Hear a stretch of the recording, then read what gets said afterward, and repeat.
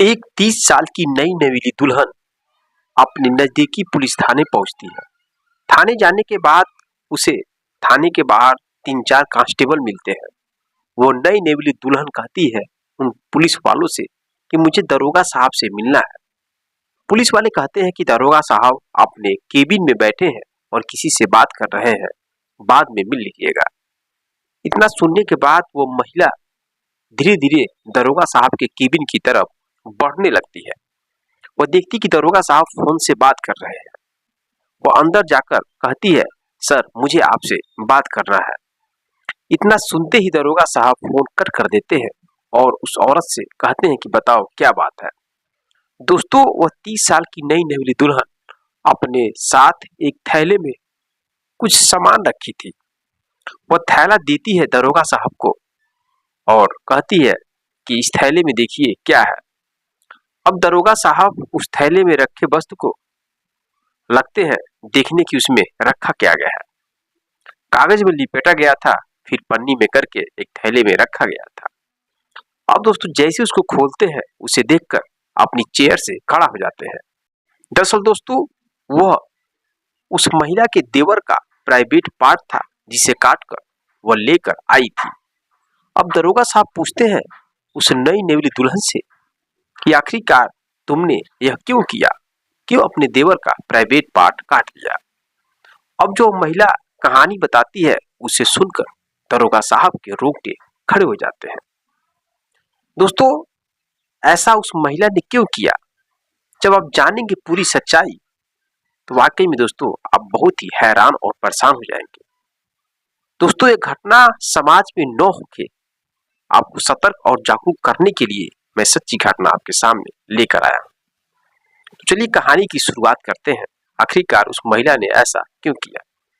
मेरे दोस्तों मैं जिस सच्ची घटना के बारे में बात करने वाला हूँ, ये सच्ची घटना मध्य प्रदेश का जिला सिंघई का एक छोटा सा गांव होता है और उस गांव में माँ बाप अपने 2 बेटों के साथ रहा करते थे। माँ बाप बुजुर्ग हो गए थे और खाना बनाने में बहुत ही प्रॉब्लम हो रहा था।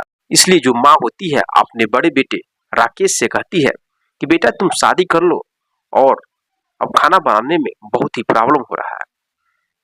इस वजह से जो राकेश है अपनी माँ को बातों को मान लेता है और शादी के लिए हाँ कह देता है। राकेश का एक छोटा भाई था जिसका नाम रमेश होता है। अब दोस्तों जो कि राकेश की माँ अपने लड़के की शादी करने के लिए अपने नात पात में और जो भी लोग मिलते थे सबसे कहने लगी। अब एक दिन एक आदमी जिसका नाम जंग बहादुर होता है, जो इब्राहिमाबाद का रहने वाला होता है, वह आता है घर पे राकेश के और राकेश की माँ से कहता है कि बगल के ही गांव है, वहां का एक व्यक्ति है जिसका नाम राजीव है, उनकी बेटी का नाम सोनाली है जो बहुत ही खूबसूरत और सुंदर है और उसकी शादी अगर आपके बड़े बेटे राकेश से कर दिया जाए तो बहुत ही अच्छा होगा। अब ये बात जैसे राकेश की माँ सुनती है तो राकेश के पिता और राकेश की माँ और राकेश उस लड़की को देखने के लिए चले जाते हैं। देखने के बाद लोगों को वह लड़की पसंद आ जाती है और शादी का डेट फिक्स हो जाता है और दोनों की धूमधाम से शादी हो जाती है। और सोनाली नई नवेली दुल्हन बनकर अपने घर आती है और एक अच्छे से परिवार में रहने लगती है। दोस्तों करीब 6 महीने के बाद जो राकेश होता है उसका पति वो सोचता है कि गांव पे मजदूरी करने से कुछ फायदा नहीं है, शादी हो चुकी है और मैं घर का बेटा हूँ, बड़ा परिवार को चलाना बहुत जरूरी है। इसलिए वो बाहर कमाने के लिए तैयार हो जाता है और बाहर कमाने के लिए चला जाता है। अब घर पर राकेश की माँ, पिता और उसका छोटा भाई रमेश और उसकी पत्नी रहते हैं, 4 लोग। इधर दोस्तों जो रमेश होता है उसकी गंदी नजर अपनी भाभी पर पड़ जाती है, लेकिन उसकी भाभी को नहीं मालूम था कि मेरा देवर मेरे ऊपर गंदी नजर से देख रहा है। अब एक दिन उसकी भाभी बाथरूम में नहा रही थी।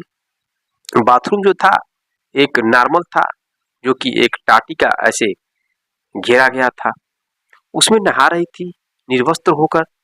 उसका देवर उस जो फाफर होता है टाटी के बीच में उसी के द्वारा मोबाइल निकाल कर अपना और वीडियो रिकॉर्डिंग कर लेता है। उसके पूरे निर्वस्त्र शरीर को रिकॉर्डिंग कर लेता है। रिकॉर्डिंग करके अब अपनी भाभी को ब्लैकमेल करना शुरू करता है। उसकी भाभी जब नहाकर अपने रूम में आती है, कपड़े बदलने लगती है, तभी जाता है उसका देवर रमेश और वो वीडियो दिखाता है अपनी भाभी का। वो कहता है कि अगर आप मेरे साथ संबंध नहीं बनाएंगी तो वीडियो मैं फेसबुक पर, यूट्यूब पर डाल दूंगा और आपकी बहुत बदनामी होगी। इस डर की वजह से दोस्तों अब उसकी भाभी मान जाती है और जो रमेश है अपने भाभी के साथ शारीरिक संबंध बनाने लगता है। अब यहीं से हवस की कहानी शुरू हो जाती है। जब भी रमेश को मन करता था तो अपनी भाभी के साथ शारीरिक संबंध बनाता था और भाभी जो थी वो मजबूर थी। वह सोचती थी कि अगर यह बात मैं अपने हस्बैंड को बताऊंगी तो भाई भाई में लफड़ा हो जाएगा। इस वजह से वो मजबूरी में आकर, दबाव में आकर किसी से कहती नहीं थी। इधर उसका जो देवर था वो वीडियो को बार बार दिखाकर धमकी दिया करता था। इस वजह से वो मजबूर नई नई दुल्हन अपने देवर के साथ शारीरिक संबंध बनाया करती थी। अब वो बहुत ही समझे कि बर्दाश्त से बाहर हो गया। अब उसको बहुत ही तकलीफ होने लगा, अब बर्दाश्त से बाहर होने लगा। इस वजह से वो गुस्सा होकर एक बहुत ही खतरनाक साजिश रचती है, जिसको सुनने के बाद आपके होश उड़ जाएंगे। अब एक दिन दोस्तों प्लान के अंतर्गत उसकी भाभी यानी सोनाली अपने देवर रमेश से कहती है कि आज देवर जी हम आपके साथ शारीरिक संबंध बनाएंगे, प्यार करेंगे। और ये शब्द जैसे ही सुनता है उसका देवर रमेश वैसे ही खुश हो जाता है। वो कहता, भाभी मैं बहुत दिनों से इंतजार कर रहा था कि आप खुद कहो कि मैं आपसे शारीरिक संबंध बनानी चाहती हूँ और वो इंतजार का दिन आ गया है। मुझे बहुत खुशी हुआ यह शब्द सुनकर। अब दोस्तों रात होती है, खाना लोग खाकर सोते हैं सब लोग। उसके बाद जो उसका देवर है अपने भाभी के कमरे में जाता है। अब भाभी कहती है कि मैं जैसा करूंगी मुझे डिस्टर्ब मत करिएगा, मैं अलग तरीके से आपके साथ आज प्यार करने वाली हूँ। अब देवर बहुत ही खुश हो जाता है।